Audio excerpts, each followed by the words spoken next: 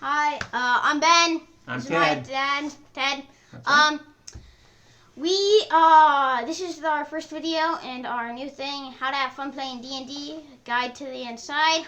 That's right. Me and him, I've played since I was, I think, like 6 or 7. Mm-hmm. He's played for, how many years have you played, I've Dad? played since I was 11, so we'll say that I've played since I'm 11. Don't want to age myself here. So I know there's a lot of videos out there about like just all the different classes and stuff, but I've looked around and I haven't seen too many about like really how to have a lot of fun playing. Like I've seen more about like how to be the best, which is not what we're really going to talk about here. That's right. No power gamers here, but we respect power gamers. Yeah. It's just we're just different, you know. But we also we like having fun. Yeah.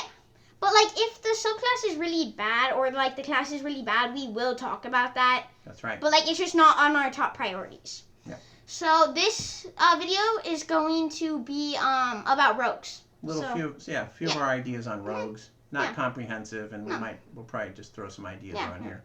So anyway, so my idea is my guy Wriggle Smith that I'm trying to put together, and he is a rogue, and he is a card shark. So I talked with my DM, and I said, could I have a set of cards that kind of looked like that acted like cheater's dice, where they would give me advantage on my sleight of hand checks when I use my deck of cheaters cards, and of course he said sure. Yeah, because so, sorry, go ahead. No, that's all right. So anyway, so my guy's name is Wriggle Smith, and he's a card shark, and he likes to cheat at cards and make money, and he likes to burglar around, and so anyway, so he's got really good sleight of hand. He's got decent burglaring skills, stealth, and acrobatics. Because when we play, we say like you can use acrobatics to climb things or athletics, which makes it more fun, more options. And then another idea I have with him is that he's going to have this black eel skin armor, eventually, right? You know. And it allows him to. It's like Mariner's armor, but it allows him to turn into a giant eel for maybe like 1 hour a day. And then he likes to swim around on the edge of the towns and gather information at the water's edge, stuff like that. Yeah, so like as his DM, I see like, hey, this guy wants to, hey, maybe he gets a magic item, but like the magic item isn't going like crazy. It's not like it's doing a bunch of damage. It's just like fun. Right. Like there's no harm in it. And like maybe he gets for it. Yeah, exactly. A fun adventure. And like also for the cards, it's like maybe he gets an extra 100 gold pieces. Like so what, you know? Yeah. Like it's not like it's doing a bunch of damage, you know? See? He's letting me engage my character concept. And the other thing I want to do with Wriggle Smith that I'm really excited about is that at 4th level, instead of increasing his stats by 2, he's going to take the crossbow expert feat. And that will allow him to dual wield hand crossbows. And that'll be super fun. Yeah, so like like a gunslinger. Yeah, like as a player, I'd say that mostly applies to. But it's like he kind of has an idea, a vision of what he wants to do, and it's not like OP or anything. It's just kind of like he's like, oh, this will be super fun, you know? Yep. It's not like he's trying to make a crazy build. It's not like he's researching, hey, how to make a crazy build or whatnot.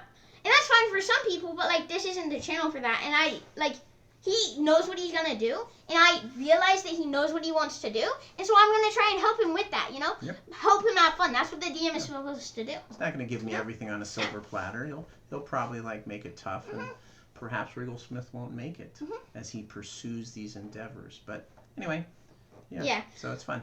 And rogues are for people who want to do some specific stuff. I mean, there is some range, but like you have to want to deceive people and stuff like that. So either you want to go in, hide, you know, and then slice somebody's throat, something like that. Or maybe you just want to go into a building, the rich mayor's building, and steal all their gold. Or maybe you just want to charm a person like the heck out of it and like get a bunch of information and then go infiltrate the place. You want to have something that you truly want to do, and you want to have a goal like one of those things or something along those lines. Yeah. Or a rogue just might not be for you, you know? And then you try to work with your DM to realize these character ideas, and I'm very excited about Wriggle Smith. Yeah. And so he wants to, you know, charm a bunch of people, and he wants to sneak in and, like, do some stuff like that, you know? Yep. And so he realizes, hey, that's what rogues do. Maybe rogue is right for me, and so he tries that out, you know? Yep. that's most of what we wanted to talk about today. Yeah, share your ideas about So, multi-classing. for multi-classing, I know I struggled with this. He's my DM also, so we have 2 different campaigns. And, we're level 10 right now. And Pretty insane. Yeah.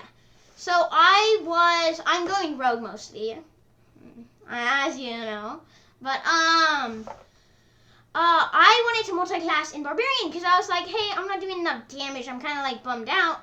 But then, like, so I went to 7th level rogue, 3rd level barbarian, and I asked him, like, at first I was going to just go, like, straight along rogue, and I was like, hey, is there somehow we could, like, change my character a little bit? And, he had a little side quest that we could do, and it let me change my character, something, simple like flexible. that. Yeah, be flexible as a DM, because your job is kind of to help the people have fun while That's still right. making it, how everybody have fun, Right, within realistic expectations and stuff. It didn't hurt anybody else, and everybody else was fine with me just fun. changing my character a little bit, So, but as I set multi-class, like, my rogue fell behind from the other party, because on the other party, barbarian, and both of them, because both of them are at a lower level than anybody else, because they're both, like, you have to have both of them.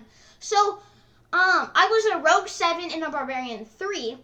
But I realized, like, it doesn't really help, Like, maybe I do a 1d12 damage and I can rage instead of doing all the sneak attack damage. Yes, maybe I can do an extra 1d12 compared to a 1d8 from a rapier and greatsword. But, like, it doesn't really help that much because, like, my idea to have fun was, hey, I want to do big damage and I just want to sneak in and infiltrate. But, like, I realized that, like, you actually do less damage because the sneak attack damage goes up. You get more features the more you level up with one class. So now I am a soul knife subclass, which is really cool. You should look into it if I think it's cool. You might have fun with it. Just look into it. I'll post a link to a doc in the comments below in the description, and it has all the subclasses, all the descriptions, all the stuff. Yep. Anyway. But, like, I'm gonna reclass, and, like, he's fine with this, because it doesn't hurt anybody else. So, like, hey, maybe I'm changing around a little bit, but it's like I'm trying to find my idea of what I want to do, and I'm not trying to be OP, I'm just trying to find what I want to do, and that's fine. Yep. And having fun. Yeah, exactly. So, what was I gonna say? Yeah, so maybe I do a little bit less damage, but, like, now my subclass levels up because it's level 9 and I was only level 7, so now that levels up, and it just gives me a lot more abilities, and it kind of slides me right into even with the other characters, So I would caution against doing multi-classing unless you really look into it, because it wasn't that great from my experience. I don't know, maybe from you can post it in the comments if you had a lot of fun, but yeah. From my experience, it wasn't that fun.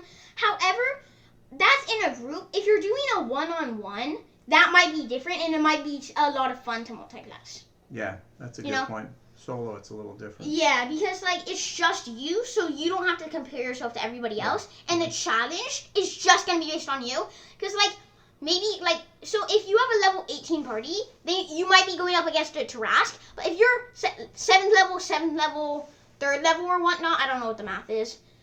What is it? 7th level, and 4th level of something, like your 3 classes.